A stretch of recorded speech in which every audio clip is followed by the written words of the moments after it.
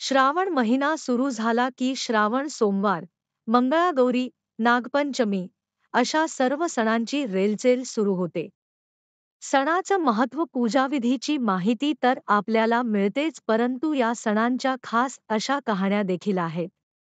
श्रावण सोमवारी वाहणाऱ्या शिवमुठीचे अनोखे महत्त्व आहे. याच सोमवारच्या शिवमुठीचे महत्त्व सांगणारी ही कथा. आटपाट नगर होतं, तिथं एक राजा होता.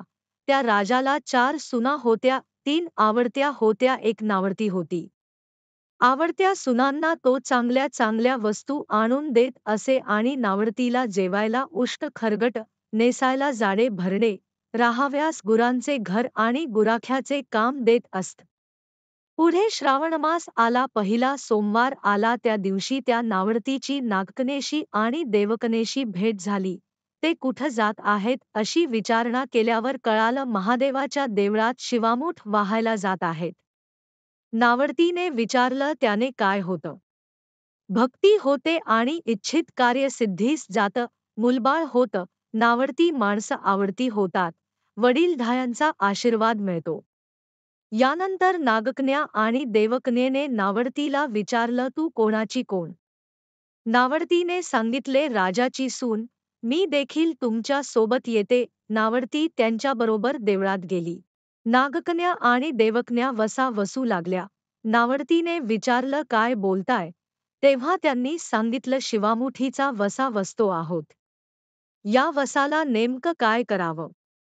मूठ चिमूट तांदूळ घ्यावे, शिवराई सुपारी घ्यावी, गंधफूल घ्यावं, 2 बेलाची पाने घ्यावी, मनोभावे पूजा करावी, हाती तांदूळ घ्यावे आणि म्हणावे, शिवा शिवा महादेवा, माझी शिवामूठ ईश्वरा देवा, सासूसास्या, दिराभावा, नंदाजावा, भ्रत्रा, नावडती आहे ती आवडती कर रे देवा असे म्हणून तांदूळ वहावेत. संध्याकाळपर्यंत उपास नाही निभवला तर दूध प्यावं, संध्याकाळी आंघोळ करावी. देवाला बेल वहावा आणि मुकाट्यानं जेवण करावं. हा वसा 5 वर्ष करावा. पहिल्या सोमवारी तांदूळ, दुसऱ्यास तीळ, तिसऱ्यास मूग, चौथ्यास जव आणि 5व्यास सातू शिवमुठीकरिता घ्यावे. पहिल्या सोमवारी सगळं साहित्य नागकन्या आणि देवकन्येने दिलं आणि दुसऱ्या सोमवारी नावडतीस घरून आणायला सांगितलं. त्या दिवशी तिने मनोभावे पूजा केली. संपूर्ण दिवस उपवास केला. जावानंदानी उष्टमाष्ट पान दिलं, ते 3 गाईला घातलं. शंकराची आराधना केली आणि दूध पिऊन निजून राहिली. पुढे दुसरा सोमवार आला. नावडतीने घरातून सर्व सामान घेतला. पुढे नागकन्येबरोबर जाऊन मनोभावे पूजा केली आणि शिवा शिवा महादेवा, माझी शिवामूठ ईश्वरा देवा, सासूसास्या, दिराभावा, नंदाजावा, नावडती आहे आवडती कर रे देवा असे म्हणून ते वाहिले. संपूर्ण दिवस उपवास केला. शंकराला बेल वाहिलं, दूध पिऊन निजून राहिली. संध्याकाळी सास्यानं विचारलं, तुझा देव कुठे आहे? नावडतीने सांगितले, माझा देव लांब आहे. वाटा कठीण आहेत, कांटे कुटे आहेत, साप वाघ आहेत, तेथे माझा देव आहे. पुढं तिसरा सोमवार आला. पूजेचं सामान घेतलं. देवाला जाऊ लागली. घरची माणसं मागे जाऊ लागली. नावडती, तुझा देव दाखव म्हणू लागली. नावडतीला रोजचा सराव होता, तिला काही वाटलं नाही, परंतु सर्वांना पुष्कळ काटेकुटे लागले.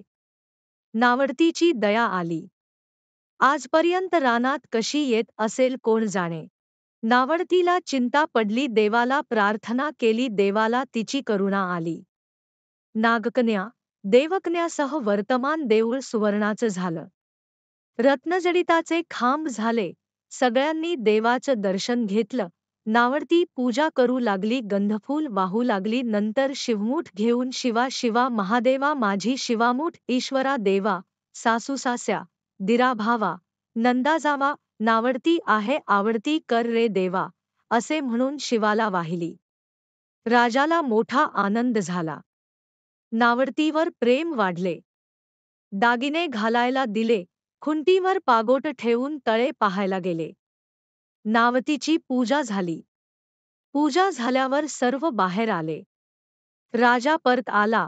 माझं पागोट देवळी राहील घेऊन येतो म्हणाला. देवळाजवळ आला. देऊळ अदृश्य झालेलं होतं. तेथे एक लहान देऊळ होतं आणि एक पिंड होती. त्यावर नावडतीने केलेली पूजा होती. जवळ खुंटीवर पागोट होतं. ते घेऊन ते बाहेर आले. सुनेला विचारू लागलं, हे असन कसन झालं. सुनेने सांगितलं, माझ्या गरिबाचा हाच देव. मी देवाला प्रार्थना केली त्यामुळे त्याने तुम्हाला दर्शन दिलं. सुनेमुळे देव भेटला म्हणून तिला पालखीत घालून घरी नेलं. नावडती होती ती आवडती झाली. जसा तिला शंकर प्रसन्न झाला तसा तुम्हा आम्हा सर्वांना होवो. ही 60 उत्तराची कहाणी. 5 उत्तरी सुफळ संपूर्ण.